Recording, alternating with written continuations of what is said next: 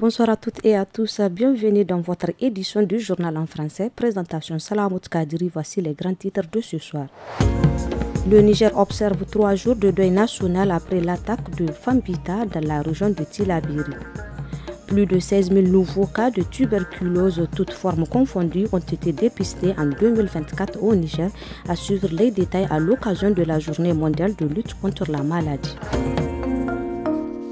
Le gouvernement nigérien a décrété 3 jours de deuil national en hommage aux 44 victimes de l'attaque de Fambita dans l'ouest du Niger. L'attaque survenue le 21 mars passé a visé la mosquée du village lors de la prière du vendredi.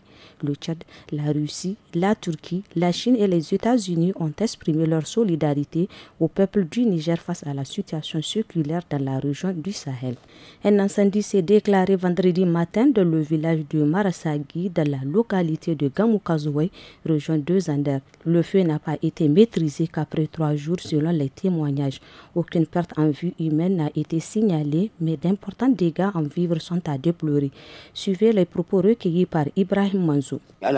Nous ne comprenons pas cet incendie qui s'est déclaré depuis 3 jours. Nous ne connaissons pas les raisons. Et durant tous ces 3 jours, pas de répit pour nous. Les autorités nous ont secourus en nous apportant de l'eau pour éteindre le feu. Ce sont les herbes qui ont commencé à prendre feu et l'incendie s'est étendu dans tous les alentours de la maison. Tous les aliments bétail ainsi que nos récoltes ont été consumés. Bref, on a beaucoup perdu.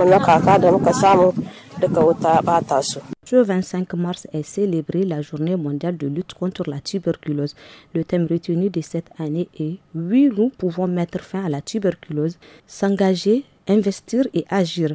Au Niger, la lutte contre cette maladie bénéficie d'un réel soutien du gouvernement avec notamment la gratuité des examens pour toute maladie suspecte de la tuberculose et celle des soins, a indiqué Dr Elisabeth Chérif, assurant l'intérim du ministère de la Santé. Elle revient sur la prévalence et les résultats du traitement au plan national. Au plan national, en 2024, 16 603 cas de tuberculose sensible, toutes formes confondues, ont été dépistés, dont 13 464 nouveaux cas de tuberculose pulmonaire bactériologiquement positive qui constituent la forme contagieuse. En ce qui concerne les résultats du traitement, on note une amélioration d'année en année, faisant passer le taux de succès thérapeutique de 82% en 2019 à 88% en 2023 pour un objectif de 87%. Propos recueillis par nos confrères de la télévision nationale. Une campagne de vaccination préventive contre la rougeole se déroule du 22 au 28 mars 2025 dans la commune urbaine d'Agadez. Cette initiative fait suite à la détection de plusieurs cas de la maladie dans les structures de santé locales.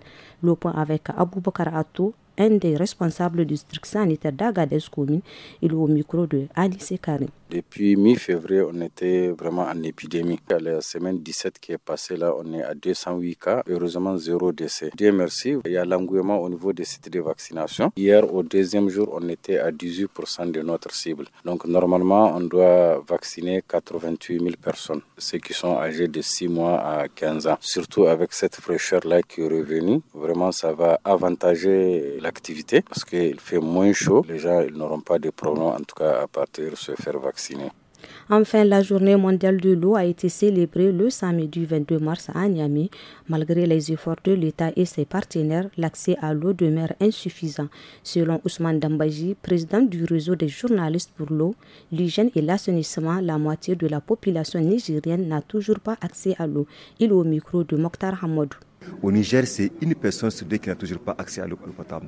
Mais jusque-là, beaucoup reste à faire. Parce que le prix de mètre cube en milieu rural est 10 000 fois plus cher qu'en milieu urbain. Donc l'État aussi doit revoir la situation pour que le monde rural, qui est le plus vulnérable, paye la facture moins cher qu'en milieu urbain. En milieu urbain, le mètre cube coûte 127 francs jusqu'à 10 mètres cubes. C'est-à-dire l'État a décidé pour le tranche social des plus vulnérables. Mais une fois que vous partez au-delà des 10 mètres cubes, vous payez un peu plus cher. Pour que l'eau soit accessible, il faut que les acteurs aient des évidences. Pour prouver aujourd'hui au président de la République que sans eau, on ne peut pas vivre. Ici prend fin le journal d'aujourd'hui. Très belle soirée à vous et bonne suite de nos programmes.